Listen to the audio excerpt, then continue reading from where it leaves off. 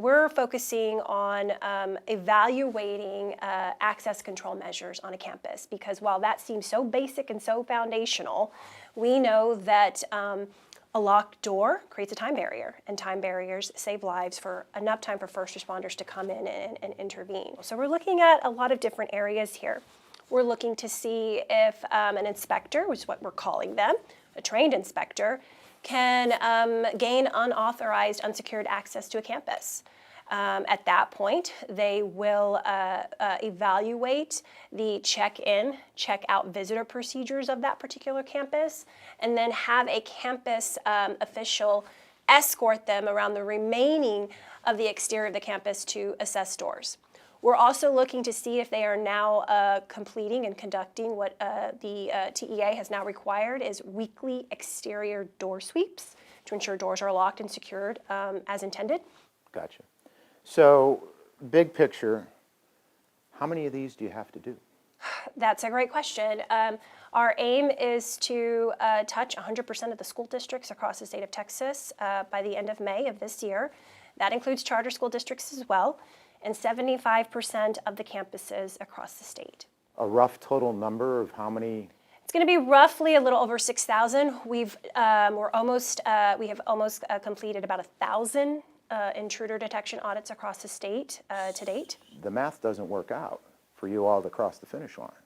So it's going to depend. If we have to pick up the number of intruder detection audits that we're doing across the state, we're closely monitoring on that a weekly basis to make sure that we meet that goal. From the 1,000 or so inspections that you all have done, what's the failure rate? Probably about over 70% of our campuses across the state to date that we have conducted an intruder detection audit on, we haven't had any findings. So 30% of campuses that were visited had some sort of failure? I wouldn't call it a failure. What would you call it? I would call it opportunities to improve your safety and security posture. Because that sounds like official speak. Well, I would say it's not. I say the intent of this is not an I gotcha. The intent of this is to help school districts improve their safety and security, and I think that's what we all want. If you check a door and the door opens and it's not locked, you don't call that a failure? I call that a necessary need to improve your safety and security posture. The results of these intruder audits, is this information public?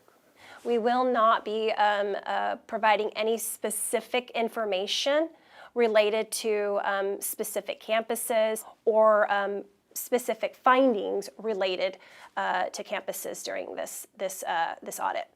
And educate my viewers, why don't you want specifics out there? I can understand the need of the public to want to know the specifics, but it's really important that parents, community members know that we don't want to expose any campus vulnerabilities and make them even more of a vulnerable target.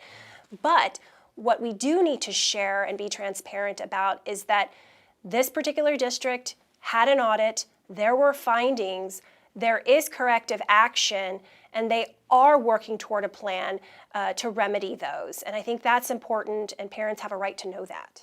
So, can you provide a list of all districts in our viewership? Can you provide a list of all districts in the Houston area that had a negative finding? Well, I would say right now that school boards are required as part of corrective action to share that information with their community. And so I encourage parents to stay engaged and be involved and to listen to what the work that their boards are doing. Respectfully, I'm going to ask that again because that wasn't the question. Will this agency provide KHOU a list of all districts in the Houston area that had a negative finding? So we will provide an aggregate report, so but we will not do it by district. Why not? I think that's a great question, but we don't want to expose district vulnerabilities. We know that every district... But you're telling school boards they must share this with the public. We're asking school boards not to share specifics of their findings. I'm not asking for specific campuses. I'm asking for districts. If you're going to be open and transparent like you say you are, will you share that information? If that is something that we are authorized to do, we absolutely will.